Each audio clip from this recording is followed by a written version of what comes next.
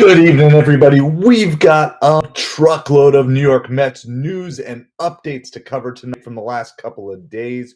We're going to kind of start forwards from today and work our way backwards, but we're going to go a little bit out of order. Welcome all of you to MetropoliFins. We are YouTube's smallest New York Mets and Miami Dolphins channel, and we're going to be bringing you updates on all these sorts of games. We're going to be streaming during game as much as we can throughout the entire season as it fits in with our schedule.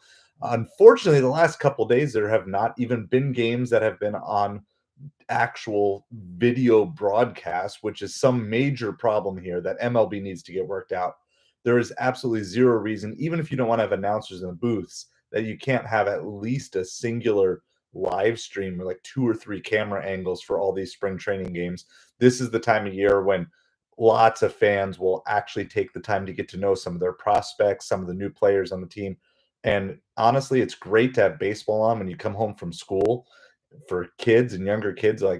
But my kids can't even watch games when they're not on TV whatsoever. So a bit of a bummer, but let's get that fixed, MLB, for sure. All right, so let's start with today. The Mets beat the Astros 5-0 today. Clay Holmes was the starting pitcher. Once again, he went 3 innings, gave up 1 hit. So far in 6 innings of spring training games, Clay Holmes has given up 1 hit. He threw 3 perfect innings in the very first game of spring, and then he came and threw 3 innings with only 1 hit today. Absolutely phenomenal performance by the entire New York Mets pitching staff today, and we'll go through everybody who pitched today just so you can kind of get a little bit of an overview. Again, we're not going to dig super deep to any of this, just give you the basics. Clay Holmes, 3 innings pitched, 1 hit, 1 walk, 2 strikeouts. And then after that, Griffin Canning came in. He pitched 1.2 innings. He did give up 2 hits, a walk, and 2 strikeouts, so not the cleanest of performance there. Then officially getting the win today is TJ Shook. Now remember, there's no real major point to tracking wins, losses, holds, saves, spring training, but just 0.1 inning pitch, just a third of an inning there. Then Max Kranick had another good outing today. 2 innings pitched, 2 strikeouts, no hit ball there. And then also Tyler Zuber came in after that, pitched 1 inning, gave up 1 hit with 1 strikeout. And very last but not least to close out the game, Jordan Gieber, who is a 25-year-old out of Virginia Tech. He came in, pitched the final inning, and he gave up 1 walk, but no hits and no runs in that. So that was the breakdown of the Mets pitching performance today. Absolutely stellar for a spring training game. I mean, almost always you expect that there's going to be at least one loose link to the chain or something along those lines, but good. Now, as we always say here, take everything with a grain of salt. Midnight, how's it going? This is just spring training. This is not facing top major league talent every single at bat or anything like that.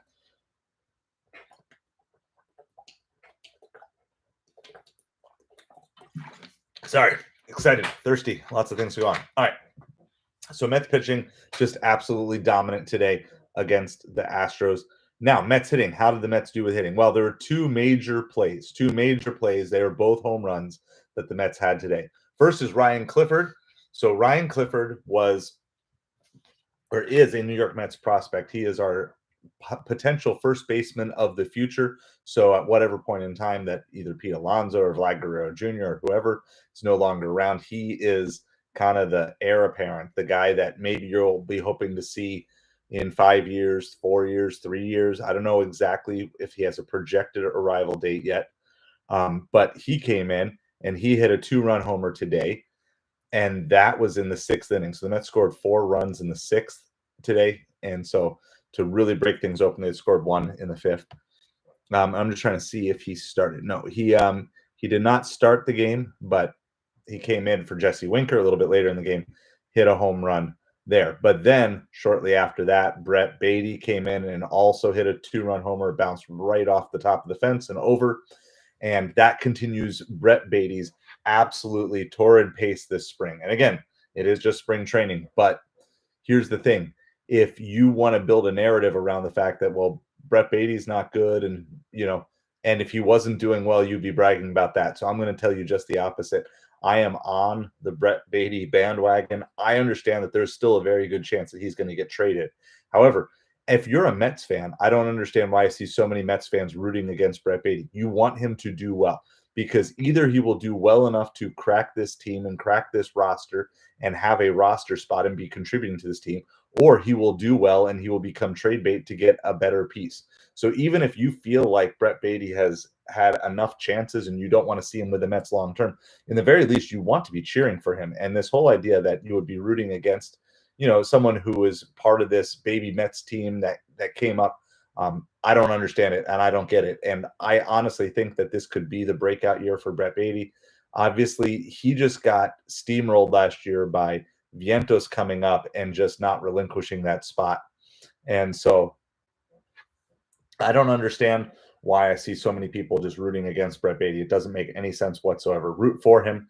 And I honestly think that he has a chance to make the team. I think it's probably more likely that he makes the team versus even Acuna at this point in time, though I'd like to see all three of them. I doubt that that's going to happen, but I would like to see a combination where you end up having, Baty, Vientos, and Acuna all break the roster with McNeil and then Lindor. And then we're going to get into some other signings and stuff that the Mets have done over the last couple of days here in just a little bit. But I think I could see or foresee a roster with all three of those guys. But I think, honestly, going into the season, I thought Baty might be the odd man out. But with how he's hitting, if he can continue to stay on this pace, I could see Acuna being the odd man out for a final roster spot.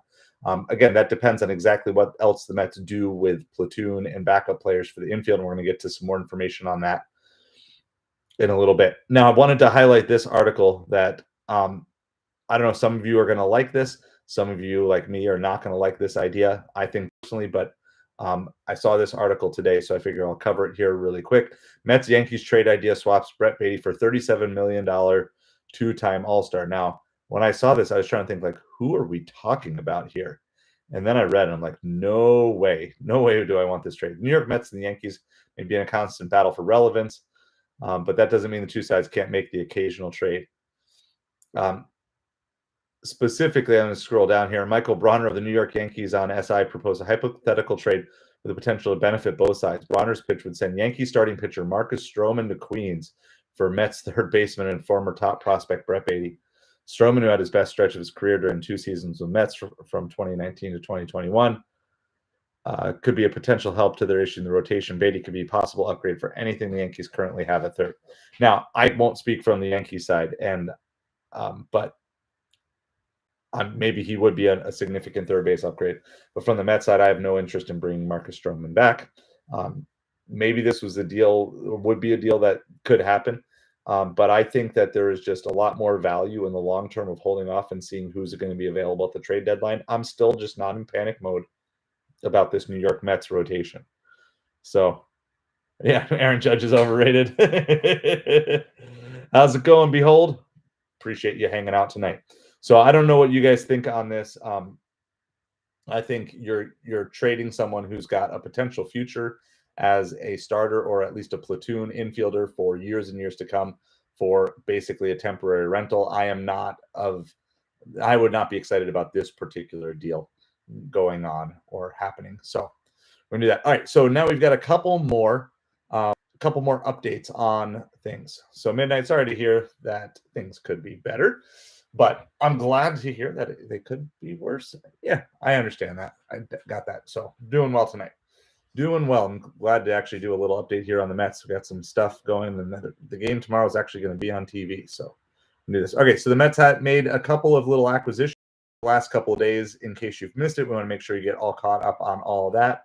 Mets acquired outfielder Alexander Canario from the Cubs for cash considerations, the team announced. New York placed Nick Madrigal on the 60-day injured list to create a 40-man roster spot. Chicago has designated 24-year-old Canario for assignment last week, and the corresponding move for the Justin Turner signing. He's out of options, so he needed a break camp or be made available to other teams via trade or waivers. It was moderately surprising that the Cubs cut Canario loose. They acquired the righty hitting outfielder alongside Caleb Killian in the 2021 deadline deal that sent Chris Bryant to the Giants. So Baseball America dropped him to 26, the number 26 prospect in the Cubs system. So there is some rumors here, basically, that Canario could take over the spot that the Mets were looking, Jose Iglesias spot that the Mets were looking to fill with Nick Madrigal. I like it just as a minor league depth spot. Again, my personal take, and again, I'm biased here, like we all are, but I would love to see Baty, Vientos, and Acuna be the three infielders that break camp to go along with Jeff McNeil. Vientos has a spot, but I just think that there's enough playing time available for Baty and Acuna between occasional DH, occasional subbing Lindor at short, occasional subbing Vientos out, occasionally subbing McNeil to the outfield or giving him a day off. I just think that there's enough playing time to go around. Yeah, like every one of those guys is probably going to have a day off, probably, every single day one of those guys would be off.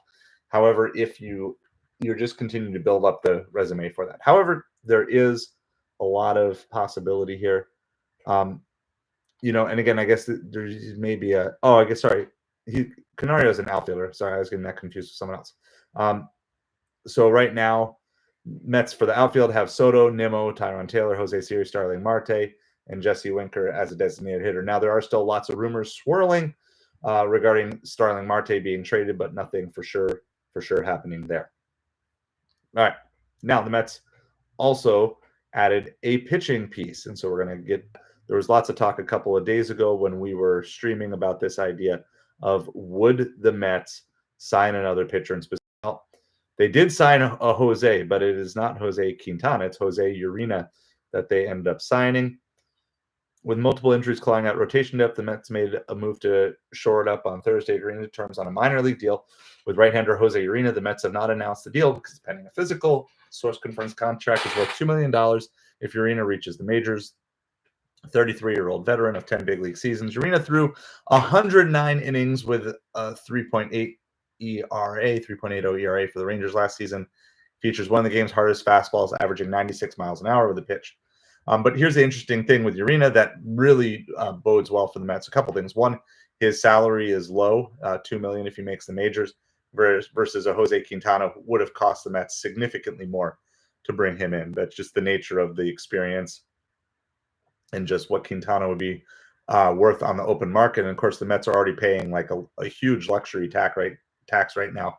And as much as Steve Cohen has billions of dollars, it's still not something where he's going to just pay money out for somebody that they don't really need if they can find someone similar for a value proposition here. The other side of this too, though, is that Urena has both started and pitched in relief. And that's a huge, huge benefit to him coming to the Mets, because here's the problem. If you sign a starting pitcher who has to be a starting pitcher, well, what happens at the beginning of June if you have Minaya and Montas who are both back, and you have this guy now that you brought on as a starting pitcher who doesn't really want to move to the bullpen and isn't flexible or anything like that? Urena provides the ability to be a starter at the beginning of the season, or anytime they need a spot starter, anytime they need to just cover something for, a doubleheader or a rain out or whatever. When the rotation gets messed up, you can place him in there. And then in between, you can also just pitch him in the bullpen in other days. So that's one part of all this. And then I saw this other article that I thought was kind of funny. So I'm going to just do that for you because there's a specific player that Urena has with. And that player is a brother of someone on the New York Mets, specifically Ronald Acuna Jr. So I came across this Mets signing Jose Urena as a beef with Ronald Acuna Jr. and the Braves. The real reason this is notable, the real reason this is news is the notable beef that Urena has with Brave star Ronald Acuna Jr. Urena was plunking Acuna in the 2018 season. Of course, now Luis Angel Acuna is maybe not going to break camp with the team, not sure, but he is going to. They're sharing the same dugout and clubhouse for spring training here, and so you have this whole thing, this back and forth. Maybe much more importantly for the Mets perspective, though, Acuna has an 880 OPS against Urena, going 4 for 18. So, it's someone that Urena has done well against. But I just thought that was kind of funny that this is the beef. And I don't think there's too much more to the article, but do that. All right. So I think that's it for that one. And then All right. So I saw a video today, but obviously we weren't following Juan Soto that closely back in October. So I figure I'll just share this. Juan Soto received an award today. He received the Juan Marichal Award, and specifically, I'll just read a little bit about this article because I don't know too much about this award. This is from October, but he actually received the award today before the game. So kind of a cool honor for him. So I just want to read this. New York Yankees outfielder Juan Soto has been named the recipient of the 2024 Juan Marichal Award, the highest baseball honor bestowed in the Dominican Republic. The award, which recognizes the best Dominican player in Major League Baseball, adds another milestone to Soto's remarkable season and includes leading the Yankees their first World Series appearance in 15 years. Like the past few years, on the birthday to the first Dominican Hall of Fame inductee, Juan Marichal, the New York Yankees distinguished outfielder, Juan Soto has been bestowed with the 2024 Juan Marichal Award. This recognition, designating excellence among Dominican players in Major League Baseball, speaks to the incredible year that Soto had in 2024, carrying the Yankees to the Fall Classic. So anyway, congrats to Juan Soto on that. I just thought that was figured I would do that. Hey, Midnight, appreciate you so much. Have a great night. I just figured, like that's an award I don't really know too much about. So instead of just like skipping over it or mentioning in passing, let's learn a little bit about that. I will just mention this too because there were other finalists. So the other 4 finalists were Emmanuel Clase, Vlad Guerrero Jr., Marcelo Zuna, and Jose Ramirez. So among those 5, he was chosen as top 1. And then we already covered the Jose Urena deal. So that's basically it. So I appreciate you guys. Hopefully this will get you a little bit caught up in case you were behind on any Mets news. I know I was behind by a day or 2 here. Again, no major updates on Frankie Montas, shut down for 6 to 8 weeks. 4 to 6 weeks, roughly, is what I'm hearing, mostly for Sean Manaea. Nick Madrigal is months while he's recovering from his fracture. So a whole bunch of things going on, but we will continue to update you as they come through. Appreciate you all, and have a good night.